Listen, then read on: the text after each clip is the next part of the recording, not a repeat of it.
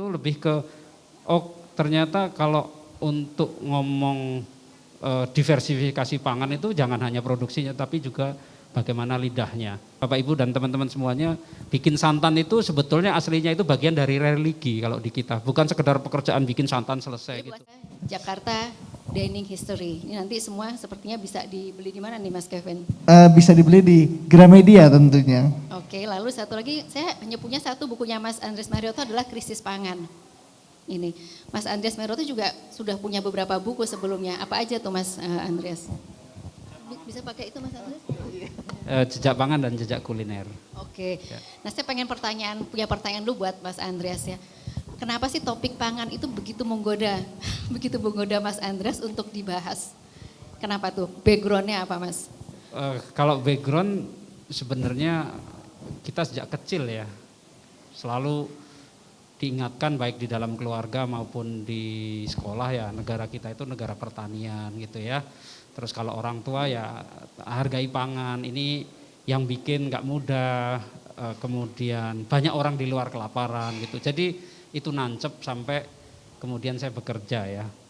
Sebetulnya kalau dibilang kuliah ya teknologi pangan, tapi saya waktu itu kuliah nggak terlalu serius ya, nggak mendalami gitu. Sebagai orang udik ya bisa kuliah itu udah untung lah gitu. Jadi muridnya Profesor Murdiati ya Mas? Ya betul, Bu Murdiati, Bu Profesor Murdiati dosen saya. Tapi ya waktu itu saya begitu saja gitu ya, asal lulus lah gitu, nggak paham lah pangan, teknologi pangan itu apaan gitu, nggak ini. Nah baru saya ketika bekerja di Kompas, Mas Takung kali ya, senior saya memasrai saya untuk ngurusi itu dan saya menemukan dunianya gitu. Dan saya kembali yang dulu saya tekuni semasa kuliah saya pelajari lagi apa sih teknologi pangan, apa itu fermentasi, mikrobiologi, pasca panen macam-macam gitu. Nah tapi kalau boleh dibilang sebetulnya yang kemudian akhirnya menggeser saya lebih fokus di tidak hanya di pertanian tapi juga kulinernya itu lebih ke, oh ternyata kalau untuk ngomong diversifikasi pangan itu jangan hanya produksinya tapi juga bagaimana lidahnya. Iya makanya sebenarnya kalau kita ngomongin soal kuliner, soal makanan itu kan nggak sekedar hanya soal hidangan aja, tapi banyak elemen-elemen di belakangnya ya sebenarnya. Ya. Apalagi kalau teman-teman tahu di sini Mas Andreas ini penyumbang, kalau tadi teman-teman datang ada buku-buku resep masakan kuno, itu sebagian besar itu adalah milik Mas Andreas dan Mas Kevindra. Jadi nanti teman-teman bisa lihat di bagian depan. Nah lalu sekarang ini sudah di Kompas sudah berapa lama ya Mas? Saya lebih dari 20 tahun. 25 tahun gitu. Dan beruntung nggak dipindah-pindah gitu ya. Nggak dipindah-pindah, fokus di nggak dipindah-pindah, jadi sebenarnya pengen pindah. Jadi hanya di pangan aja ya. Nggak mungkin kasihan juga kantor ya, udahlah diurusin terus aja gitu. Nah pada saat itu terus terang saya berhutang budi sama Pak Bondan Winarno ya. Saya lihat acara TV, maknyus gitu, tapi saya merasa ini kalau nggak dilanjutkan oleh kita ini dalam arti yang basic ya, food science, terus food history, food anthropology, ini agak bahaya nih, kita nggak nemukan akarnya gitu. Nah kebetulan waktu itu saya studi di Filipina, saya sedih sekali ketika melihat food history, culinary history Filipina itu lebih maju dari kita gitu. Jadi Bapak pendiri bangsa Filipina, Yosef Rizal itu sampai di riset food history-nya bagaimana nasionalisme Filipina dari sosok Yosef Rizal itu ternyata ya memang dari makanan gitu. Kemudian saya berkesempatan di Inggris waktu itu agak lama, terus sempat ke British Museum dan menemukan buku tentang food history-nya mereka gitu. Nah berarti kan sekarang kalau Mas Marioto lihat gitu ya, berarti sebenarnya di Indonesia itu yang dibutuhkan nih apa sebenarnya kalau ngeliat di Filipina, sangat menyenangkan, bisa bisa banyak hasil, ada buku, ada museum gitu ya. Sepengetahuan saya kita nggak punya food history yang lengkap ya. Indonesia food history yang lengkap itu nggak ada gitu. Kalau toh saya bikin itu masih serpian-serpian kecil saja. Itu ada Kevin, ada Fadli Rahman di Pajajaran, ada Bu Murdiati di Jogja gitu. Saya mengajak Bapak Ibu dan teman-teman itu menggali ya lebih dalam gitu. Masing-masing suku itu pasti punya sumbangan terhadap sejarah pangan Indonesia. Kebetulan saya background dari Jawa, suku Jawa, saya bisa mengkaji dari bagaimana migrasi nenek moyang kita sebelum bangsa India masuk gitu. Itu jadi, bahan-bahannya melimpah iya, gitu. jadi sebenarnya kalau kita pengen ngulik-ngulik tuh berdasarkan dari lingkungan kita terkecil ya, sebenarnya dari keluarga kita, dari resep-resep lama di keluarga kita tuh pernah masak apa sih gitu. Dengan sesimpel menulis resep ya sebenarnya itu salah satu ya, Kevin ya. Jadi salah satunya adalah kita ya udah kita ngumpulin dulu resep-resep dari ayang kita, dari ibu kita gitu, jangan sampai kita nyesel suatu saat ya udah nggak ada, terus kita kangen sama makanan itu tapi kita nggak bisa tahu resepnya apa sih gitu. Aku boleh nambahin dikit, aku tuh tertarik banget tadi pas Mbak Santi bilang resep. Jadi waktu saya ke Thailand ngobrol sama beberapa jurnalis di Thailand, di Bangkok, mereka tuh punya catatan kuliner tuh luar biasa keren Mbak. Kenapa? Karena mereka punya budaya, beberapa suku itu kalau ada yang meninggal, keluarganya itu memberikan eulogi. Jadi mereka harus membuat catatan akan kehidupan sehari-hari orang itu ketika dia hidup tuh seperti apa gitu.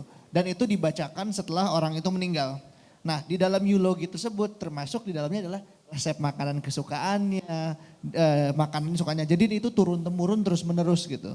Nah itu yang membuat akhirnya sampai sekarang mungkin makanan Thailand, catatan akan makanan mereka banyak banget.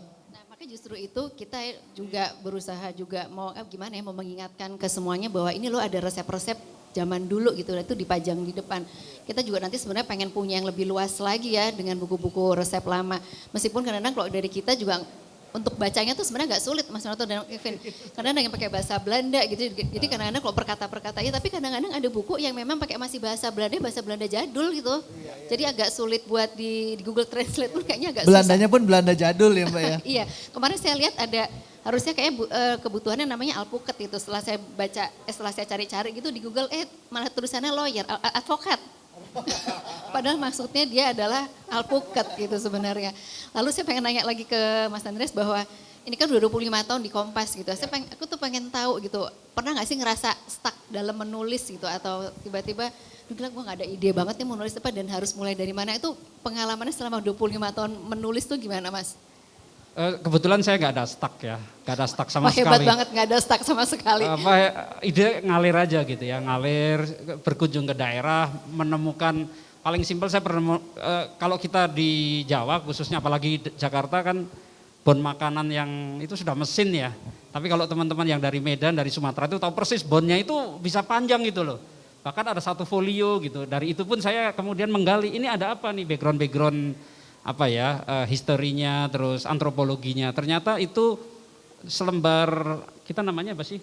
Apa buku menu atau bon ya. Bon, kwitansi apa? Bukan ya, kwitansi ya. Bisa bon ya sebenarnya. Itu ternyata surat jalan. Bagi orang Sumatera itu bagian dari identitas gitu. Bagian dari identitas.